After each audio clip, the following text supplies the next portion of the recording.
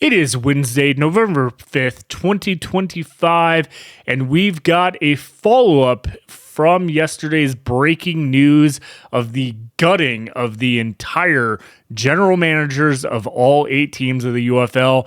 Well, follow up this morning, and we've got some information from the GOAT, the legend himself, Mike Mitchell on X. As you can see on the screen here, that we've got some very interesting information. So let's go ahead and dive into it. Mike Mitchell reports follow-up on the UFL GM purge. League sources confirm this is the launch of a total football ops overhaul. First, Russ Brandon shifts from CEO of CEO of the United Football League to EVP of Football Operations. Now, the central hub for all player personnel scouting and roster decisions across the league. Now, what's very interesting about that is the fact, as you can see from the thumbnail, is do we need to start putting out some missing persons cases for Daryl Johnston? Because I don't know about you, but we have not heard from Daryl Johnston himself, at least in a media perspective. I believe going back to the UFL championship game back in June when he was on the media briefing with Danny Garcia and at that time the CEO and president of the UFL, Russ Brandon. Then after that, I think we may have heard something in a writing when Mike Rapoli took over, but since Mike Rapoli has entered the scene, Daryl Johnston has been nowhere to be found in the league at all. And a lot of people had questioned even here on the channel. I know in the comments, we've kind of skid through some of the information and the news that is broke with the 3 new teams, the relocation of teams and things like that, and the rebranding. And none of those press releases talked about Daryl Johnston at all. I still am questioning as well, like I said yesterday, the UFPA, the United Football Player Association, and the collective bargaining agreement that they're under through 2026. That's another area that has been completely silent. There's nothing to be said from them about all these changes in the league. It's very weird when it breaks down. But one thing we can say is, of course, yesterday, when we were reporting with, I'm like drawing a blank. James Larson, just saw Mike Mitchell on the screen here, but with James Larson talking about how Doug Whaley and Russ Giglio,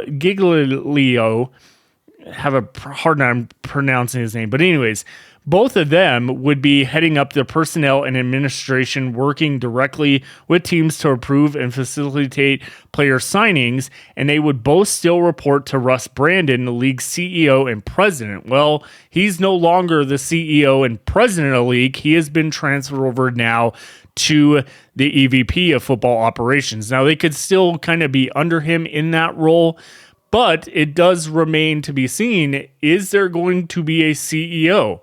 It would be very weird, in my opinion, that Daryl Johnston would go from EVP to CEO, and those two would, Russ Brandon and him, would just switch positions. Seems a little odd in that particular spot. I know Russ Brandon and Doug Whaley have a history, I think, working with the Buffalo Bills at times together, so that could be more in that focus with that player personnel. But again, it still remains to be seen where Daryl Johnston is. Is he even part of the league at this point? There's been no official word. There's been nothing at all said about his name. As we move on, we know new co-owner Mike Rapoli, Impact Capital, takes full command of business side revenue, marketing, ticketing, venues, and partnerships, which is interesting. I don't think we heard much about the venues and partnership side of things prior to this. I know venues may have been somewhat in there, but it's good to see that there is a sole contributor to that, and that being Mike Rapoli. Then, of course, going back to what we reported yesterday, GM title eliminated league-wide. Every head coach moves to year around full-time contracts previously seasonal. Coaches gain expanded input on 53-man rosters, but final sign-off sits with Brandon's staff in Arlington. That is a little weird. I will put it that way, that it is weird that the EVP of football operations, and I'm assuming Doug Whaley and Russ Giglio will be making those final things, but it's odd that it has to go through them when the team sign them. That's probably how it is today. It's just not really public per se when you think of the behind the scenes stuff here. As he states, Mike states, this mirrors the centralized model Rapoli praised in July: fewer silos, faster decisions, one football voice. Expect, and here's a big one, expect formal announcement plus new head coach contracts by Thanksgiving. So as I was talking about in yesterday's video, I kind of figured it'd be here soon, or they could wait till that January 1st date. But because of the fact that they are going to a yearly model, which is going to help build these teams and get them ready for March, it would be weird signing those coaches in January. Now, of course, we still don't know where any head coaches will land. We don't even know if we will get the same head coaches we have had in prior UFL seasons for any of the teams, whether it is Skip Holtz, Bob Stoops, Anthony Beck. We at least know from what we heard that there's no guarantee in any of the coaches. So Shannon Harris, you would assume, is returning as the DC Defenders head coach, taking that interim tag off him. But everything is being completely shook up at this point. So we truly do not know in that scenario. And then we are still waiting to see, as James Larson talked about yesterday, the UFL plans to hire 4 regional scouts as part of this restructuring instead of GMs. Could Daryl Johnston be one of those scouts? That's a possibility.